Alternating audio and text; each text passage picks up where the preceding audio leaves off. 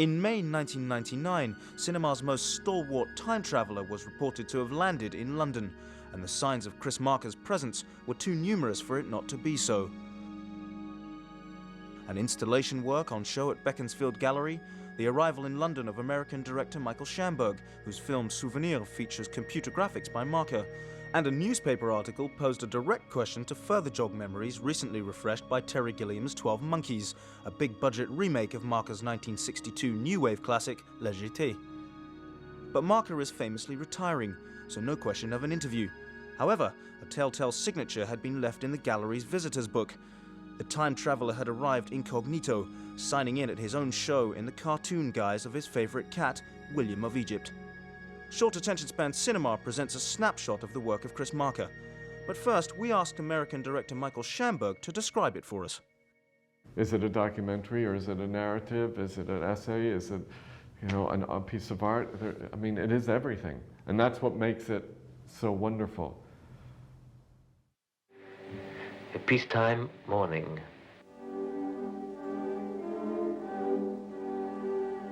A peacetime bedroom. A real bedroom. Real children. Real birds. Real cats.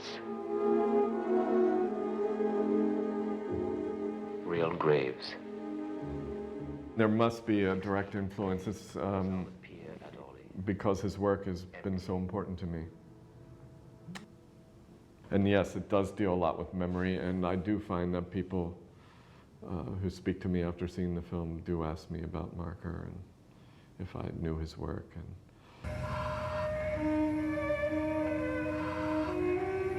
Do you want to see me again? I see you now, and you see me. Where will I go? You were always leaving. I want you to stay. I am staying. You're holding me inside you. I'm not telling you to stop. But we have to interrupt this. I am afraid. It took a long time for this to happen. It seems like it began so long ago. This is poetry. I want Mother to write again. About us? About what we stand for. How will she know? When I tell her that our love is cast. That her love will last. When I decided to use a computer, I wanted to make the computer as low-tech as possible and sort of, remember, 5 years ago even, the computer was not as familiar to the masses as it is today. And it was still a thing of whatever, something foreign and something high-tech, etc. So I was trying to take something and make it more familiar, sort of break it down, and it was a character in my film. But I didn't want to use typical electronic voices, for example. So the voice of the computer is an actress, a deaf actress. And then when it came to the imagery, I wanted it to be very, very simple, almost childlike. And Chris was doing that on Apple II GS at the time. And so I asked if he would create these graphics for me. And of course he did. Marker's recently completed CD-ROM, In Memory, is a personal archive of the filmmaker's 40-year career that gives some vital clues to his background as an inveterate globetrotter. In the 1950s, Marker was a photographer and writer, publishing commentaries on his travels. One such document, Coréenne, Women of Korea, was an interplay of stills and text. Was the seed for La Jetée sown in such books? La Jetée tells the story of a soldier who is used as a guinea pig in time travel experiments in post-apocalypse Paris. The film's combination of frozen moments of time and voiceover commentary conceals as many layers and is as open to as many interpretations as memory itself. It works because it's so technically brilliant. I mean, it works on a musical level. It's like we're listening to music in that one. It's the images are coming up, and the editing is the most extraordinary editing I've ever seen, because it's a rhythm he's setting up, and the narrator's voice. You're dealing with poetry at this point. They walk. They look at the trunk of a sequoia tree covered with historical dates. She pronounces an English name he doesn't understand. As in a dream, He shows her a point beyond the tree, hears himself say, "This is where I come from."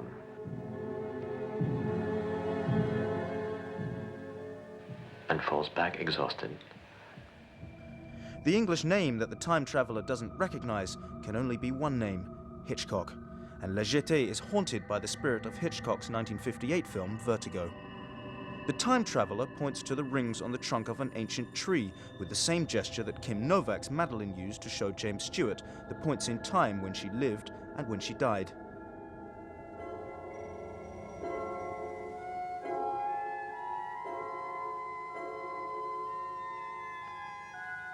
Now she sleeps in the sun. He knows that in this world, where he has just landed again for a little while, in order to be sent back to her, she is dead.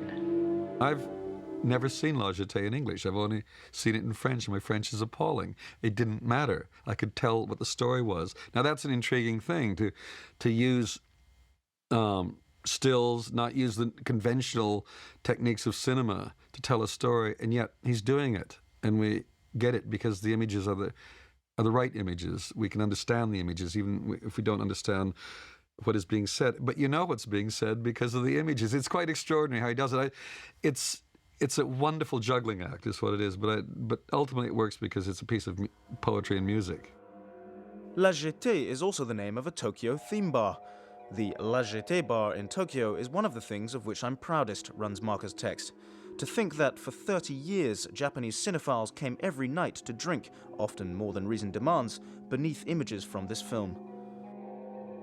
The bar in Tokyo reciprocates Marker's long fascination with Japan.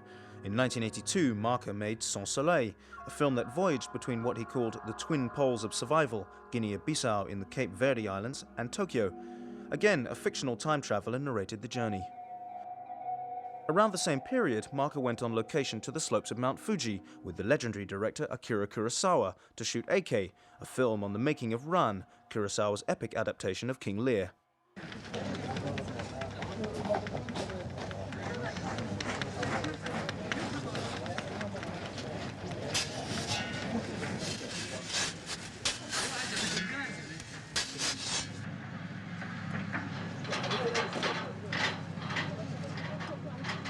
And at the center of that system, Sensei.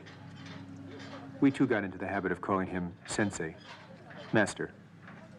In all disciplines, from flower arrangement to karate, the Sensei is he who, by achieving technical perfection, has got a sort of spiritual bonus out of it. The aura of respect that surrounds and protects Kurosawa is nothing like the reign of terror that some lesser directors impose on the set. And just like the great sword masters of the past, Sensei has no time for abstraction. When he speaks of his work, he reflects on factual experiences. When asked why he did this or that, he says, "I simply make a film as I want it to be."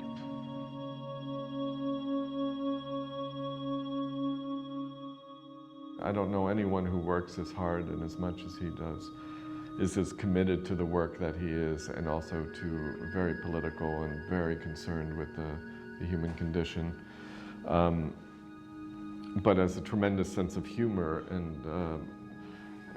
so as a person, he's extremely warm and a lot of fun to be with.